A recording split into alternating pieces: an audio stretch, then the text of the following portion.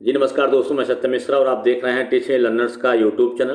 दोस्तों आपसे बता दें कि बीपीएससी की तरफ से एक बार पीआरटी का सिलेबस जारी किया गया था, फिर उसमें परिवर्तन किया गया। अब सबसे पहले मैं आपको दिखा दूं जो पुराना नोटिस उनके द्वारा जारी किया गया था, उस नोटिस में क्या कुछ खास था और कौन कौन अप्लाई कर सकता है। सबसे पहले उसको देख लीजिए कि कौन अप्लाई कर सकता है। ठीक है, तो चलिए यहाँ पर मैं आपको दिखा देता हूँ कि सबसे पहले जो उनके द्वारा नोटिस जारी किया गया था उसमें एक चीज़ बताई गई थी कि बिहार लोक सेवा आयोग के द्वारा नोटिस है, जिसमें योग्यता क्या होनी चाहिए, पदों की संख्या। सबसे पहले आप जान लीजिए कि 1 to 5 में पदों की संख्या क्या है, 9,431 पद हैं। ठीक है, अब इसमें शामिल होने के लिए योग्यता क्या होनी चाहिए।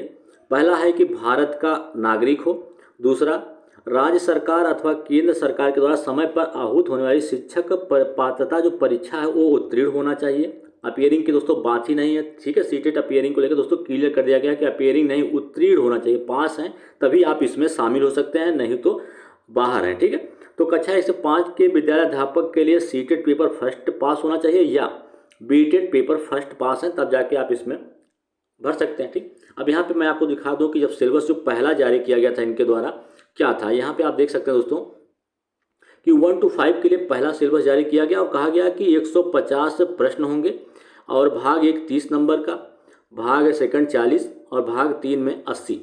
तो ये तो रहा दोस्तों जो पहला सिलेबस इनके द्वारा जारी किया गया था और समय भी बता दिया गया था कि 2.5 घंटे का पेपर होगा और कुल अंक कितने होंगे, 150 होंगे। तो फिर दोस्तों कल के डेट में एक नोटिस आता है और फिर से इसमें एक बार संशोधन कर दिया जाता है। ठीक है, तो जो संशोधन के बाद जो तैयार किया गया सिलेबस है दोस्तों, उसको मैं आपको दिखा दूं।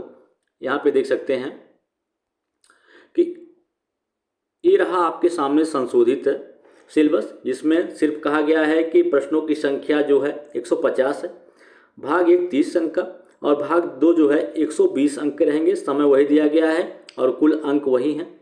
अब यहाँ पे दोस्तों जो भाग 1 है उसमें आपका अंग्रेजी एवं हिंदी रहेगा, क्योंकि भाषा है अहर्ता, मतलब इस सबके लिए अनिवार्य रखा गया है। ठीक है, और इसके अलावा हिंदी के अलावा आपका अगर उर्दू है या बांग्ला है तो इसमें से आप कोई भी ले सकते हैं, लेकिन अंग्रेजी जो है वो अनिवार्य है। और इसमें से आपको 30 में से 9 अंक लाना अनिवार्य है। अगर आप 9 अंक लाते हैं तो आप इसमें क्वालिफाई कर जाएंगे, अन्यथा आप फेल हो जाएंगे। ठीक है, और जो आपका भाग सेकंड है जो 120 नंबर का होगा, उसमें क्या क्या पूछा जाएगा उसको आप देख लीजिए कि इसमें क्या रहेगा। भाग सेकंड में कहा गया है समान अध्ययन के लिए प्राथमिक गणित, मानसिक क्षमता जिसको रीजनिंग बोला जाता है, सामान्य जागरूकता, सामान्य विज्ञान, सामाजिक विज्ञान, भारतीय राष्ट्रीय आंदोलन, भूगोल और पर्यावरण सम्मिलित रहेगा।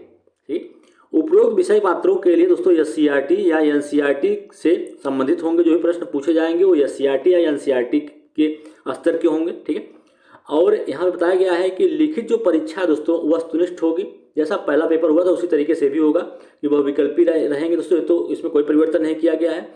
और गलत उत्तर के लिए no negative marking, negative marking का भी कोई प्रावधान नहीं है कि निगेटिव मार्किंग इसमें लागू होगा। ठीक, ये रहा सिलेबस। अब बात कर लें यहाँ पर दोस्तों कि सीटेट अपियरिंग अभ्यर्थी जो काफ़ी परेशान थे कि उनको मौका मिल जाता तो ठीक रहता, लेकिन आपको बता दें कि आयोग से दोस्तों अभी तक कोई भी स्पष्टीकरण नहीं आया है अपियरिंग को लेकर। लेकिन सीधा सीधा बात अभी आप देखेंगे दोस्तों, उसमें बता दिया गया है कि सिर्फ वही लोग अप्लाई कर सकते हैं जिन्होंने सीटेट पेपर फर्स्ट या बीटेट पेपर फर्स्ट क्वालिफाई कर रखा, उत्तीर्ण हैं, वही लोग इसमें शामिल हो सकते हैं। तो दोस्तों आपको समझ में आ गया होगा कि सीटेट अपियरिंग को मौका दिया गया है कि नहीं दिया गया है। ठीक है,